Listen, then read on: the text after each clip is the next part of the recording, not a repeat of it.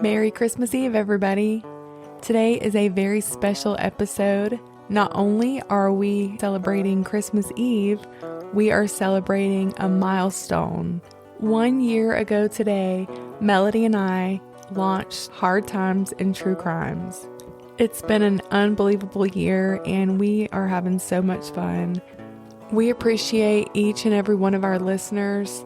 Thank you for listening. Thank you for your support. We love y'all. We hope y'all have a Merry Christmas. Enjoy your families. Eat good food. Don't forget what Christmas is all about. And definitely don't forget who Christmas is all about. We'll be back next week with our regular episode. Merry Christmas. Merry Christmas. We're recording. This is December 19th. Mm-hmm.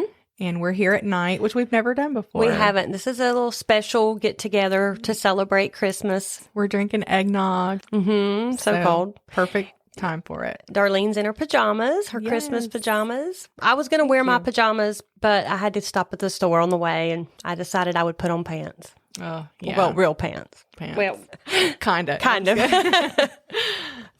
Okay, last year, right before Christmas, Melody and I drove over to Germantown and Madison, North Carolina.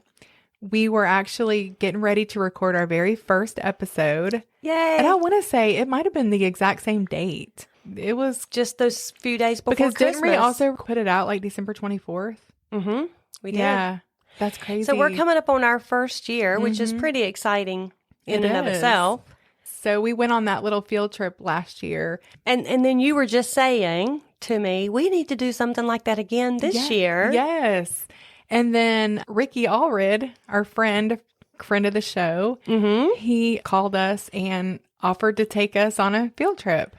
And I was so excited. Yes. We both were. And if you don't know who Ricky is, if you're in our Facebook group, you may know because he does cemetery walks here in Asheboro. What's the name of the cemetery? Asheboro? It's Asheboro City Cemetery. It's really old. So occasionally he goes out and he does a talk about just different stories about people who are buried there. It's pretty cool. And so we advertise that for him on our Facebook page.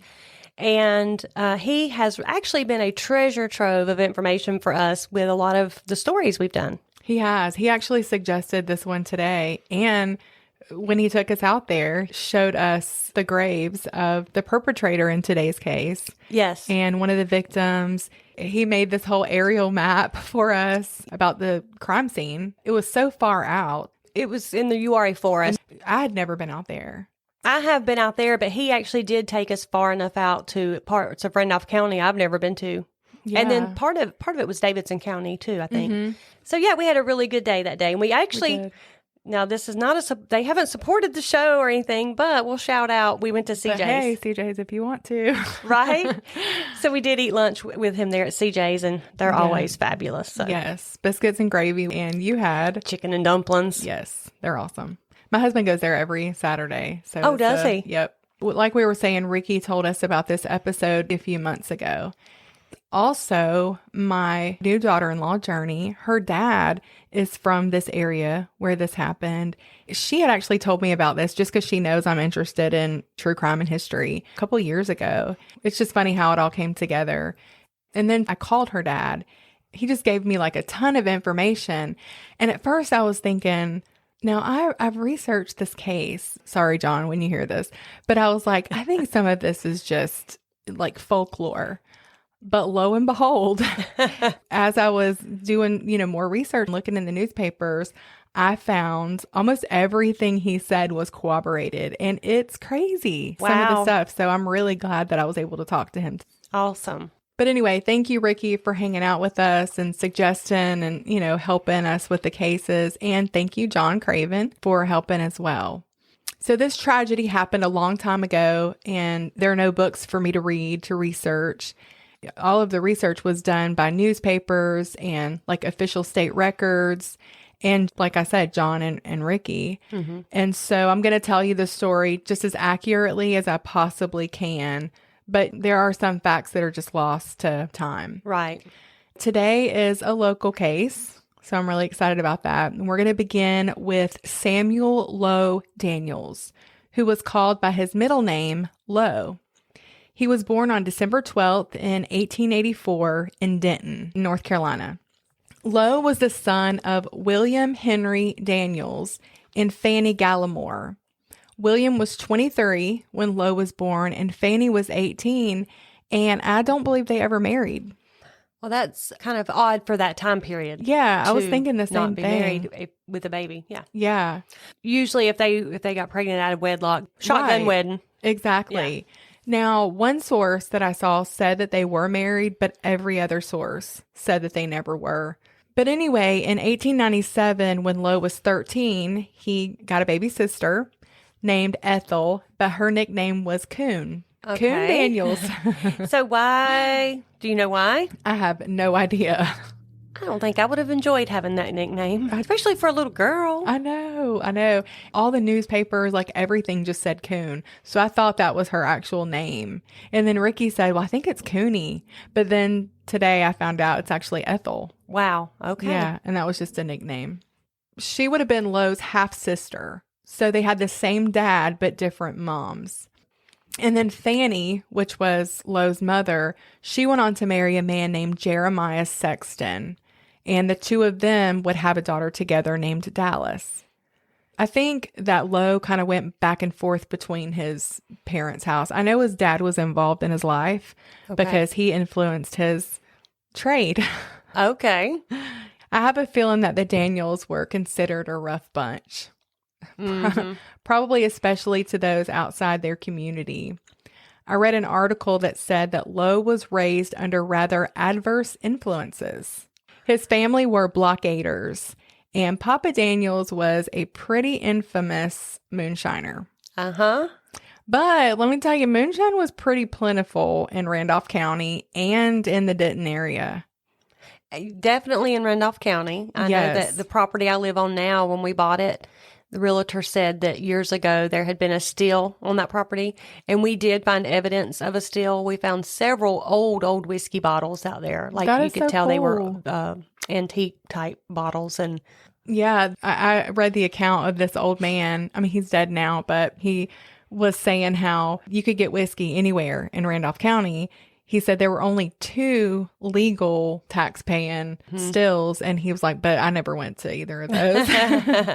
And he said that he used to run whiskey for $10 a night so he could earn extra money. So apparently Lowe followed in his daddy's footsteps. A newspaper would later say that by the time he was a teen, he had turned into an all-around tough. Never heard that term? I haven't either. But we get the picture. Oh, yeah, definitely. He was musically talented, though.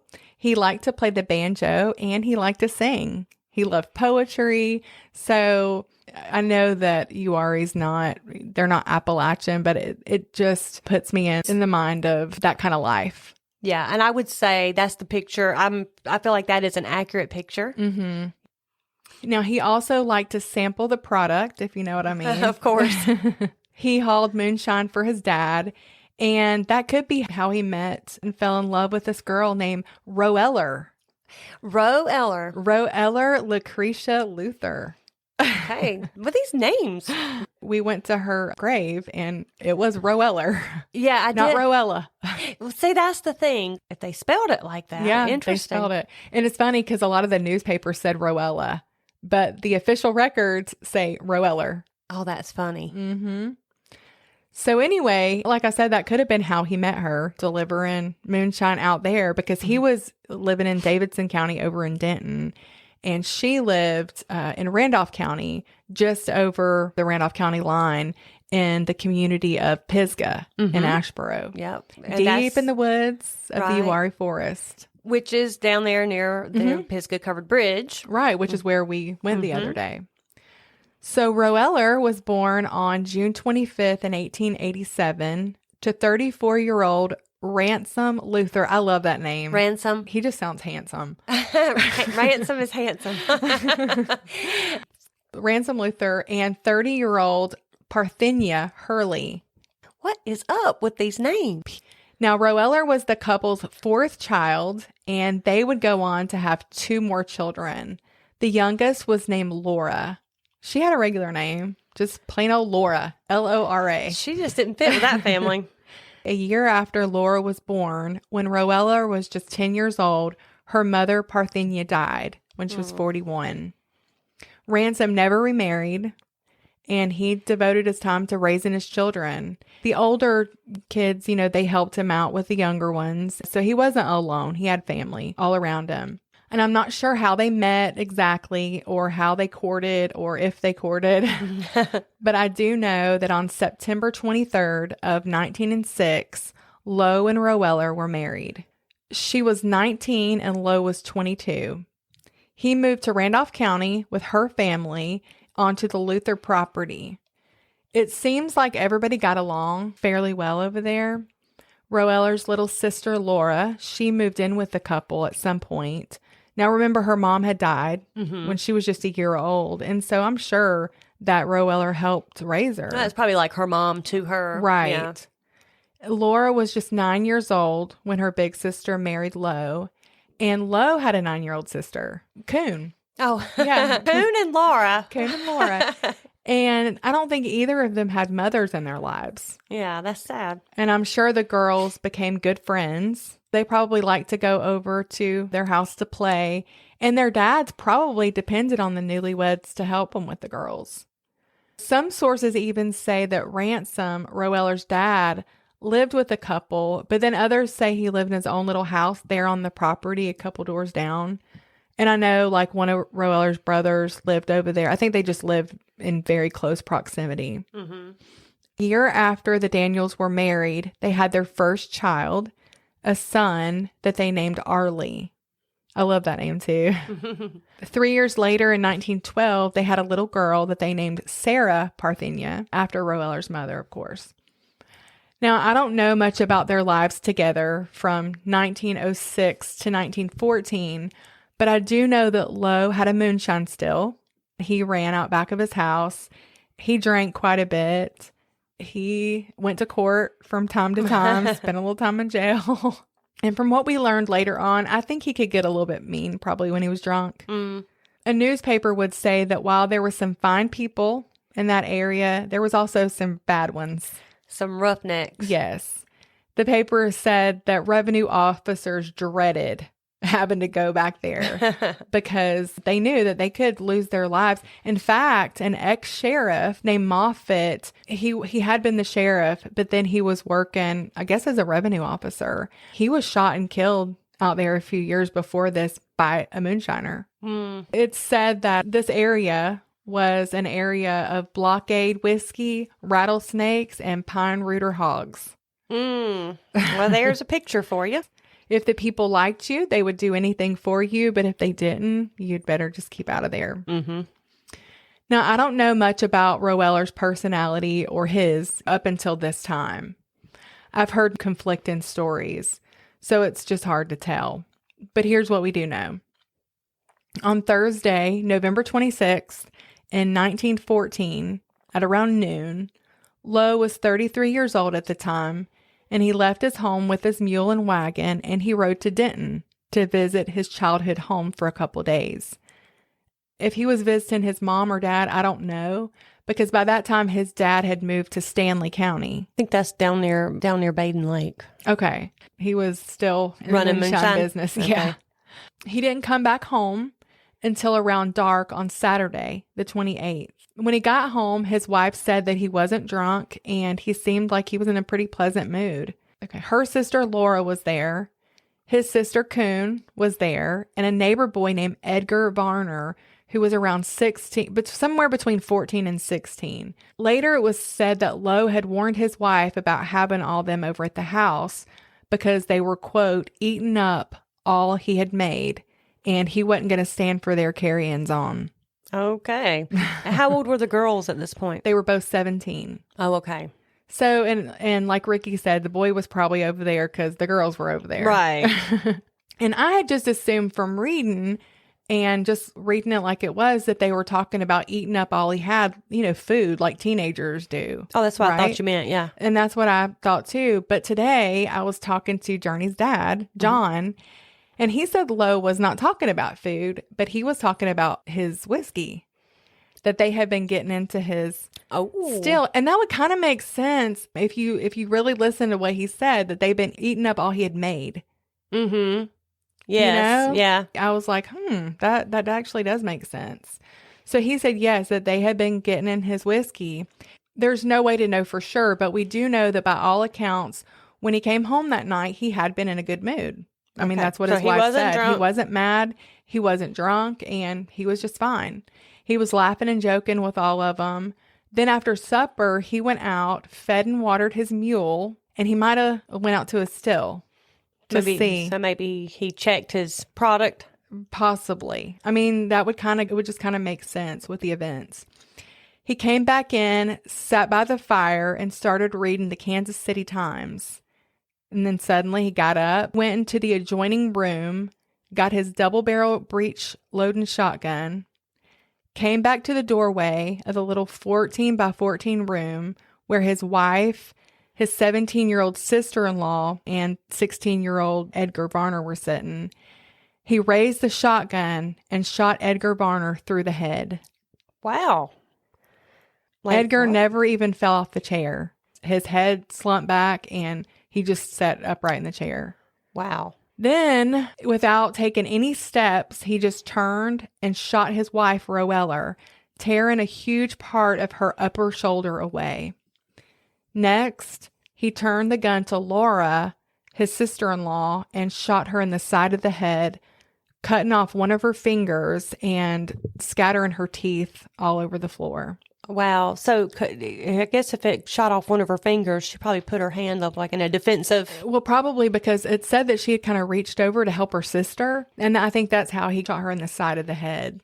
Now, Coon wasn't in there. She was either outside or in another room. And he yelled out, "Coon, come here." And when she walked in there, he shot her in the head. His own sister. His own sister. Wow. And of course, what got into him? All three of them, besides his wife, were shot dead. Okay, so the wife's not dead yet because it just caught her in the shoulder. But when I tell you it caught her in the shoulder, like this was not just some little wound. Okay. It blew her shoulder off.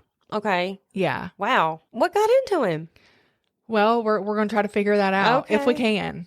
Now, John Craven, that Journey's dad, had said that Roweller was holding their daughter in her right arm.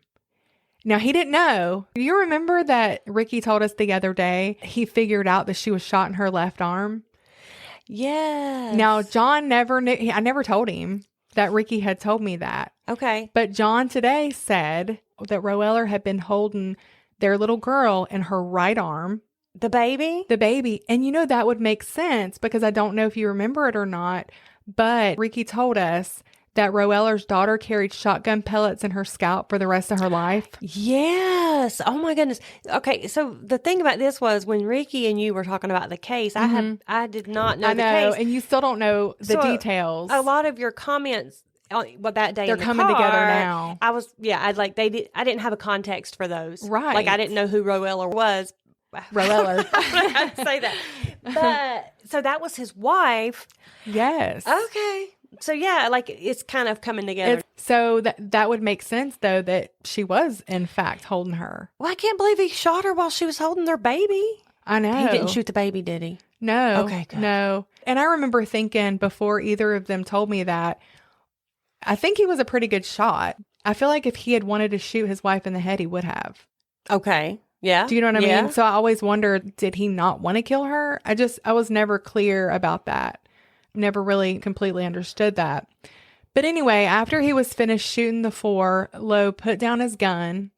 He went and got some pine knots, and in his wife's words, he put on a good fire. While these people are laying there, shot dead or shot, yeah. She is laying there, just withering away, bleeding to death. The kids are home.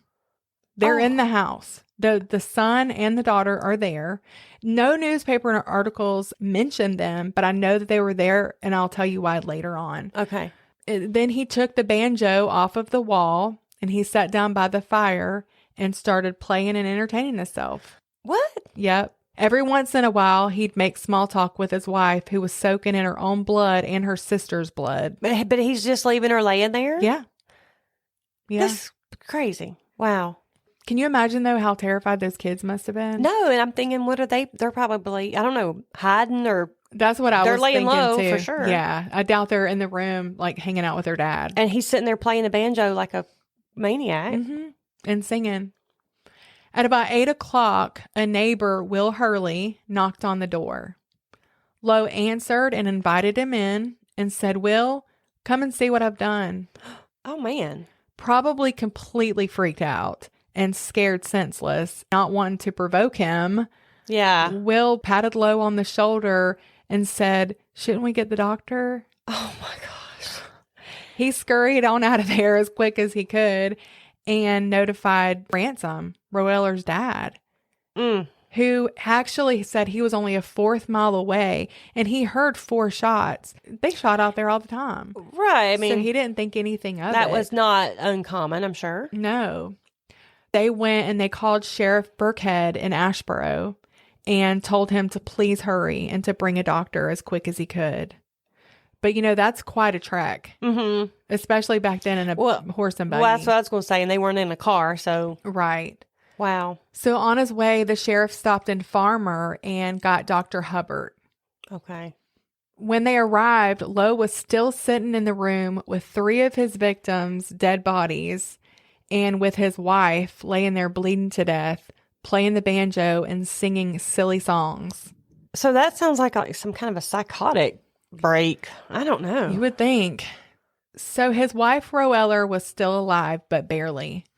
And Dr. Hubbard said that there was no way she could recover from this, that she was going to die. I wonder if, she was probably laying there begging him to get help. I know. Before all the... I just wonder what they were saying to each other because she was still coherent. Wow. He expected her to be dead within just a few days. As they were leaving to take Lowe to jail, the sheriff was stunned when Roeller asked her husband, who'd just tried to murder her in cold blood and who'd just killed her baby sister, to bend down to her. Then she kissed his forehead, told him goodbye, and told him she loved him. Huh? Mm-hmm. I don't even know what to say to that. Sheriff Burkhead said she had no ill feelings toward her husband. This is just weird. So weird. I don't know. I just can't even fathom it. I can't either. On the way back to the Ashboro jail, Lowe was pretty calm most of the time. But then he would just randomly start spouting off what they said was borderline vulgar poetry. I know. It's the most bizarre story. Weird. They stopped along the way in Farmer at Dr. Hubbard's house for supper. And while they were there, Lowe was quiet. He was polite, mannerly, and grateful for the food that he was given to eat. In the wagon on the way back, he asked the sheriff what electrocution was like.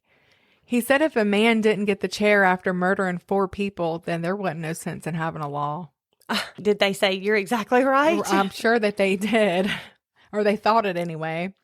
They said that they thought he was trying to act crazy, but they said he wasn't doing a good job of it. But I was wondering, was he just trying to act but even to be doing that, you got to be a little bit crazy. Right. He entertained the sheriff by telling him stories about blockading, his life's work. I mean, he could have just ran those kids off.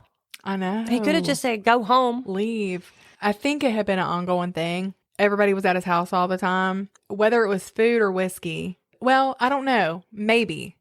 Okay. Maybe. That's the story. Okay. But anyway, he entertained the sheriff by telling him stories about blockading. He said that he'd probably made around 2,000 gallons of whiskey. He's telling the sheriff? Yes. He actually told the sheriff where they could find his still. Oh, he's just giving it all up. Yeah, they could go tear it down. He said he reckoned that had been the cause of his problems and what led him to this day. But he was adamant that he had not been drunk when he shot his wife, sister-in-law, sister, and neighbor. He said that all he had that day was some still beer and some cider, a little cider. I wonder if he got a hold of something bad. I don't know. He said he reckoned the devil made him do it. Oh, I reckon he might be right. Mm-hmm. I mean... So Roeller clung to her life, barely. They were sure she was going to die, even weeks later. Now, they did have to amputate her arm at the shoulder because it was just so badly damaged. And I do remember you and Ricky saying that, but Yeah. Like she laid there and bled for a long time. For a long time, which is, miraculous. Yeah. On December 16th, Lowe's trial started. He told the judge that he pled guilty to first-degree murder. And the judge was like, you can plead guilty, but you can't say. You don't get to pick your charges. Right. Right. Eventually, the lawyers ended up entering a plea of not guilty. Okay. Due to insanity, I'm assuming. His little boy, Arlie, went on the stand and told the whole story. Didn't spare anything. He told the entire story of what happened from start to finish. And of course, that's how we know that the children were there. Yeah, he was a witness. Yeah. How about that? And how old was he again? Arlie was 7. Little Sarah was 2. Wow. Imagine being a 7-year-old kid and having to testify and seeing that for one thing, and then having to testify about your dad. I know. That's and horrible. Just being there, the trauma. Yeah. Roella, she said that her husband had threatened to take her life many times. So that's why I say I think he was mean when he drank. Yeah. Now, at the trial, Lowe said that it wasn't true that he had warned his victims to stay away. He said he was not mad at them at all. He said that he loved his wife, that she was a good Christian woman, and that he didn't really have a reason for hurting any of them. He wasn't mad at them. He said that he was sorry that he shot him. He said when he was sitting there that night reading the Kansas City Times, something came over him and told him to shoot them. So that does sound like he was either trying to play crazy, I think, and get off on an insanity plea. Well, I believe he did that because if he had pre-warned them, that would be premeditation. That would be premeditated. If the jury believed him, at least he wouldn't be facing the death penalty. Okay. There was no question of his guilt. Right. Obviously he did it. That part was kind of open and shut. I do believe that was a tactic. Yeah. After being out for 21 hours, the jury handed down a verdict of murder in the 2nd degree. He escaped the death penalty, but Judge Adams sentenced Lowe Daniels to 33 years in the penitentiary to serve hard time. And that's work. They worked their butts off. Like chain gang, I guess is what I'm thinking. Yeah. 33 years. Okay. But less than a year later, he turned to a fellow convict and said, "This is going to be my last night here." He's planning an escape. He was planning an escape. And sure enough, the next day, he did escape. Oh, my goodness. Yep. He went to see his wife. She actually met him at the train station. Huh? Yep. Met him at the train station. They rode a buggy home in their horse and wagon. After a short stay, he went down to Catawba and found him a job. Oh, my gracious. From there, he went back and forth to see Roella and the kids. He went down through South Carolina and then up to Asheboro, going the back way. On his way back from seeing his wife and the kids to Catawba, he came through the country and took a little boat and walked into Salisbury. Okay. That's where he was recognized. Okay, in Salisbury. Or on the railroad. Mm-hmm. And they took him to Whitney and turned him over to the work camp squad of state convicts. Okay. At first, I thought you were going to tell me, because you said he went and looked for a job. I'm thinking... He got a job. He had him a job in Catawba, so he would just go back and forth. I was thinking, are they not looking for him? But, I know, okay. yeah. Okay, they were just biding their time until they got him. Okay. In 1918, he escaped again. And this time he was on the run for more than 2 years. Several others got away with him that time. There were guards who were fined for drinking on duty, and they had been sleeping. Basically, it was their fault that the convicts got loose. Lowe was finally caught that time in Florida. Okay, well. And brought back to North Carolina. Now, this blew my mind. This was the part that I thought, this is probably just like a folklore. Yeah. John had said... one of those times he escaped from prison, he killed somebody. He thought it was in Tennessee. He said, and they didn't even want to bother with him. They just sent him back to North Carolina. I was like, oh, well, I'd never heard of that. You know what I mean? Yeah. Like, I was just thinking. You had done a lot of research and you'd never come across that he had heard that, but I thought, oh, probably that's just, folklore. Mm-hmm. But this blew my mind. I found an article from the Winston-Salem Journal from 1948 that said in 1927, Lowe escaped again. He was free until 1940. Wow. 1940. From Wow. 1927 to 1940. So over a decade. Almost, what's that, 12 years? 13. Yep. How he got caught was when he was convicted in Kentucky of manslaughter. He had to serve a 5-year sentence there in Kentucky before being brought back to North Carolina. Wow. Isn't that crazy? That is, yeah, that's mind-blowing, actually. So when they brought him back, they were like, you don't have that much time left. Are you just going to, serve your time? And he was like, I reckon I'll just serve my time. So they said that he turned into a model prisoner. He worked in the Confederate cemetery. They were like, there just was no better worker than him. He was an awesome worker, model prisoner. I mean, they really loved him. This is crazy. And then in 1949, Lowe Daniels shook hands and waved goodbye to the warden, J.P. Crawford. And with a big smile on his face, he told him, I sure hope I never see you again. During the past 35 years, he escaped 3 times and spent 19 years on the run. Wow. Did they not add more time? Enjoying his freedom back then? No, apparently. Wow. He told reporters, yeah, I took a lot out of them, but they took a lot out of me too. This dude is crazy. I don't know if I like him or I know. I think he's a horrible person. But there is something there. He's just fascinating. He's fascinating. That's the word. And then at 9 a.m., his son, Allred, Poor drove Allred. up and took his dad back to their 6.5-acre farm in Randolph County. He said that he really looked forward to fixing up his house, raising chickens, and tending to his vegetable garden. He said, my house is probably about torn down now. I've been gone for all these years that I got to get back and fix it. Wow. He lived out the remainder of his life with his wife, Roella, until he died in 1962. She died 3 years later in 1965, and they're buried side by side at the Mount Lebanon Church Cemetery there in the Pisgah community.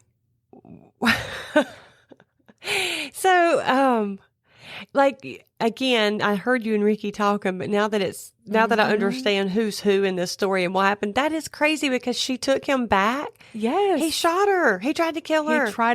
How do you sleep at night? What if you ticked him off? I'm thinking, shouldn't she just be like, no, you're not coming back here. Apparently she wanted him to come back. She met him at the trains. I wondered if she was afraid of him. If he was escaping all the time. I mean, he could have said, I'll kill you. Yeah. If you get with somebody else, I'll kill you. But the only thing is that when she had him bend down and kiss his forehead, I mean, that's the sheriff that said that. Yeah. Plus, I think to be even married to somebody like that, you kind of have to be a tough person in your own right. Right. Like, I'm sure she was no softie. No, but my gosh, he blew her arm. I mean, he tried to kill her. I mean, he didn't get her any help, so I'm thinking... Yeah, he let her lay there and just wither away. Yeah. So I'm wondering if he just thought, well, she didn't die. She made it, so I'll just go on back to her. That is the most crazy story I've ever heard. It really is. And he maintained throughout the whole thing, I love her. She is a good woman. I wasn't mad at her. I wasn't mad or nothing. Like, what he say got into him? Oh, the devil made him do it. He said the devil. He said he heard a voice that said, kill these people. So you think he was schizophrenic? No. You just think he made that up? I think he got mad as fire that they had been drinking his moonshine. And he was just like a mean man. And I think he was mean. And John told me stories. He told me some really funny stories. I think this guy was just... He said later on in life, he didn't drive. He would go to, people's house in the community and with his little dog, and that they would give him rides places here and there. I guess people liked him. I don't even know what to think about this. I mean, there are people out there, especially from that time period. I think it was a more of a, not accepted, but just tolerated, I guess. Mm-hmm. They were just mean people, and they're rough. And if you make them mad over something minor like that, they're just going to shoot your tail and be off with it. Yeah. And maybe that was just how he was. But to hear it in this day and time is just, I don't mean to laugh, because, I mean, 3 teenagers did die. Yeah. This is what I was thinking today. It really is like an overall, that sounds terrible to say it's a funny story. That guy is a funny character. Like a made-up character. It does seem like a made-up character. But when you think about what actually happened, like I was thinking about that today, because it's so easy to be desensitized. But I thought those children, what they went through. And I thought Roeller's dad walking in that room and seeing his youngest daughter laying in the floor, shot in the head. Yeah. I thought about seeing his daughter crippled, you know what I mean? Like laying there with her arm blown off, bleeding to death. Roeller watching her sister die. For that reason alone, I don't think I could have forgiven him. Yeah, she's got a very forgiving nature to take if my him husband back. Killed my, I mean, it's one thing, I think, for somebody to do something to me, but to my family, that would just be very difficult. But in that boy, so some accounts say he was around 16, but I've read others that say he was 14 years old. And he had a family.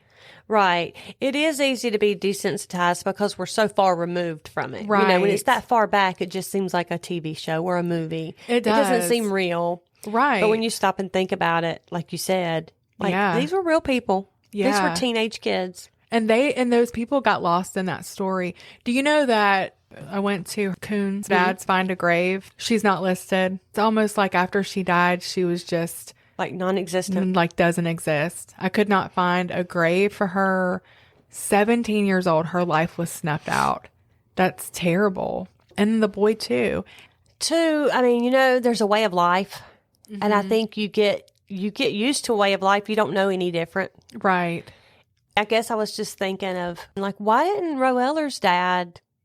I would have shot him. Yeah. Like if I had come up there and found that and known he had done it, I would have just taken him out. But they might have been terrified of him. I don't know. We just don't know. We don't know. There's a lot of guesswork in that story altogether.